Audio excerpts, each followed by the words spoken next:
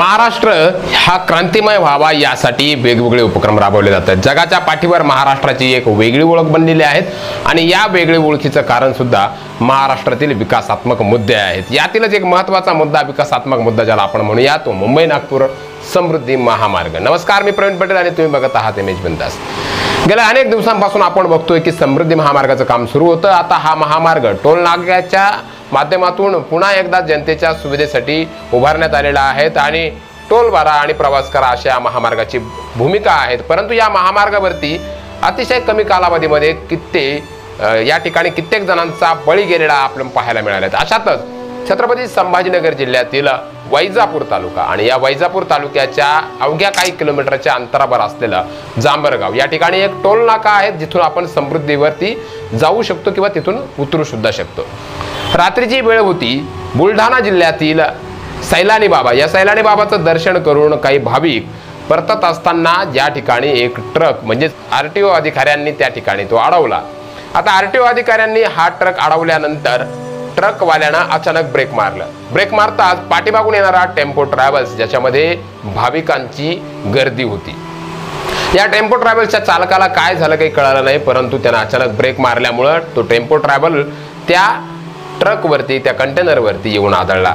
ट्रकवरती आदळल्यानंतर त्या ठिकाणी तब्बल 12 जणांचा मृत्यू झालाय। रात्रीची वेळ होती, किर्र शांतता होती आणि या किर्र शांततेमध्ये फक्त आवाज वाजत होता तो सायरनचा आवाज हा अवघ्या वैजापूर तालुक्याला ऐकायला मिळाला। नेमकं काय घडलंय क्षणार्धात कुणालाच काही कळलं नाही, परंतु यामध्ये एक महत्त्वाची गोष्ट समोर आली आहे। आरटीओ अधिकाऱ्यांच्या चुकीमुळेच हा अपघात झालाय असं स्पष्ट झालंय। यामध्ये महत्त्वाचं कारण जर बघितली तर यातीलच एक प्रवासी असलेला मुलगा ज्यानं आपलं स्टेटमेंट दिलंय आणि या स्टेटमेंटमध्ये तो म्हणतोय की जर आरटीओ अधिकाऱ्यांनी तो ट्रक अडवला नसता तर आमचा अपघात झाला नसता आणि जे आज मृत्युमुखी पडले त्यांचा जीवही वाचला असता। मित्रांनो, गोष्ट खूप मन हेलावून टाकणारी आहे। 12 जणांचा मृत्यू होतो जे सैलानी बाबांच्या दर्शनाला जातात, रस्त्याने परतत असताना आरटीओ अधिकारी त्या समोरच्या ट्रकला अडवतात। ट्रकवाला अचानक ब्रेक मारतो आणि ट्रकवाल्यानं ब्रेक मारल्यानंतर टेम्पो ट्रॅव्हलचा चालक गोंधळतो।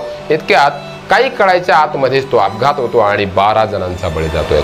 आता या प्रकरणावरती 12 जणांच्या बळी गेल्यानंतर ते 2 जे आरटीओ अधिकारी होते त्यांना न्यायालयीन कोठडी सुनावण्यात आलेली आहेत आणि न्यायालयीन कोठडी सुनावल्यानंतर त्या ठिकाणी दुसरा एक महत्त्वाचा मुद्दा आहे की जो ट्रक चालक आहे त्याला सुद्धा पोलिसांनी आता न्यायालयीन कोठडीत घेतलाय, त्याला सुद्धा आता हजर होण्याचे आदेश दिलेले आहेत। परंतु महत्त्वाचा विषय आहे की आरटीओ अधिकाऱ्यांचं निलंबन होईल, न्यायालयीन कोठडी होईल किंवा त्यांना शिक्षा होईल, कदाचित त्यानंतर ते पुन्हा नोकरीवरती रुजू सुद्धा होतील, पण गेलेल्या 12 जणांचा बळी तो पुन्हा भरून न निघणारा आहे हे प्रशासनाला कळेल काय?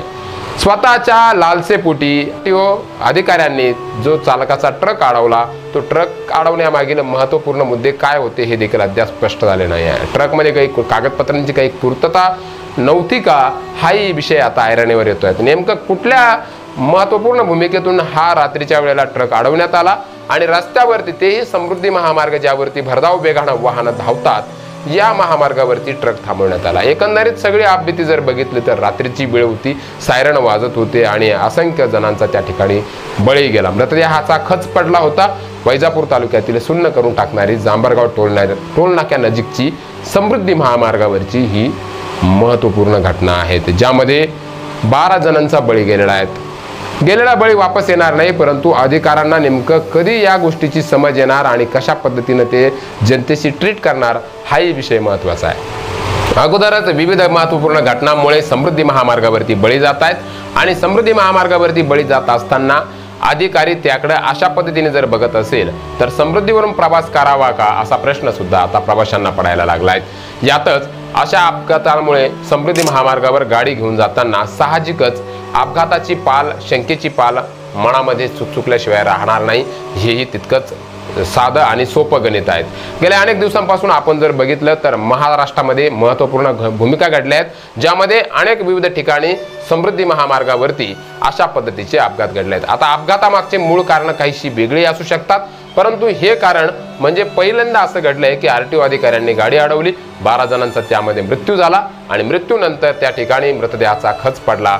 सगळे आपबीती या चिमुकल्यानं त्या ठिकाणी पोलीस अधीक्षक जे आहेत त्यांच्याशी चर्चा करून त्याने सांगितले आहेत। यामध्ये पुरेपूर दोषी जे आहेत ते आरटीओ अधिकारीच आहेत। त्यामुळे अशा पद्धतीच्या बेजबाबदार अधिकाऱ्यांना सरकार आणि प्रशासन कशा पद्धतीने शिक्षा करत आहे हे पाहणं सुद्धा उत्सुक्याचं आहे। परंतु आगामी काळामध्ये गतिमार्ग म्हणून ज्याची ओळख झाली आहे तो समृद्धी महामार्ग पुन्हा जीवघेणा बनू नये यासाठी महत्त्वपूर्ण पावले कुठले उचलले जातात हे पाहणं सुद्धा तितकंच महत्त्वाचं ठरणार आहे। मुद्दा महाराष्ट्राच्या या कार्यक्रमात थांबूया इथेच। पुन्हा भेटूया उद्या एक नवीन मुद्दा घेऊन महाराष्ट्रातील ज्वलंत प्रश्नावरती चर्चा करण्यासाठी मुद्दा महाराष्ट्राचा या कार्यक्रमात। तोपर्यंत पाहत राहिले बिंदास न्यूज। धन्यवाद।